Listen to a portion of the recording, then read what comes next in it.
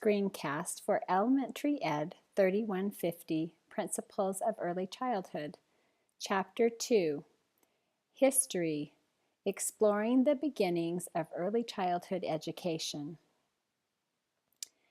Ancient Influences. The Greek philosophers Plato, Aristotle, and Socrates realized that there was a need for formal education, not only to benefit their community as a whole, but to assist the individual people. In the Dark and Middle Ages, Plutarch wrote about the need to treat children more humanely. Changing views toward children were beginning. Early history. There were many individuals who contributed to education, specifically the early years. Some of those theorists were John Amos Comenius, John Locke, Jean-Jacques Rousseau, and Johann Heinrich Pestalozzi. Jean-Jacques Rousseau dedicated his time to writing. His book, Emile, focused on education in the early years. His ideas on how children should be raised had a significant influence on education. He was first to acknowledge that children were not miniature adults. He was first to introduce the idea of stages in development. Johann Heinrich Pestalozzi had a strong sense of compassion for the poor. He wrote Leonard and Gertrude and How Gertrude Teaches Her Children. He felt education should follow the natural development of the child. He believed in education for all people. Friedrich Froebel started the kindergarten movement in Germany. He wrote The Education of Man and put the emphasis on play in education of early childhood. He focused on the gifts and occupations for children. Early history. The majority of the early theorists were men. However, there were many American and European women who influenced the early childhood movement. Margaret Macmillan, Maria Montessori, and Abigail Adams Eliot were some of these women. Margaret Macmillan.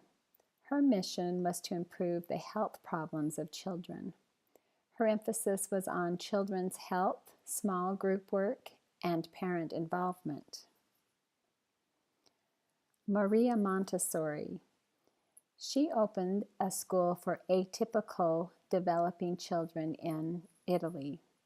She was also the first woman medical doctor in Italy. Her focus was on teaching independence to children. She emphasized observations and the teacher as a facilitator of learning. She designed specific and self-correcting teaching materials. She designed child-sized equipment. Abigail Adams Eliot. She promoted the nursery school movement, home economics, social work, and education. She was a leader of National Association for Nursery Schools, which is now the National Association for the Education of Young Children. Kindergarten. The kindergarten movement began with Friedrich Froebel in Germany and ventured into the United States with the Peabody sisters, including Elizabeth Mary Mann and Sophia Peabody. Marguerite Meyer Schurz, Susan Elizabeth Blow, and Patty Smith Hill were all influential in the kindergarten movement in the United States. Now that we've been through some of the historical influences on early childhood education, I want you to reflect on these ideas and then discuss with a partner the questions listed below. Throughout history, philosophers, theorists, and activists have contributed their ideas, observations, and talents towards improving early childhood. First question: what do you think motivated them to work with and for a population that could not pay them or give them great social status?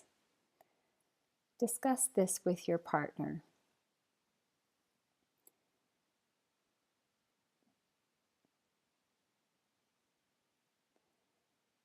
Now, how do their contributions inspire and motivate you to work with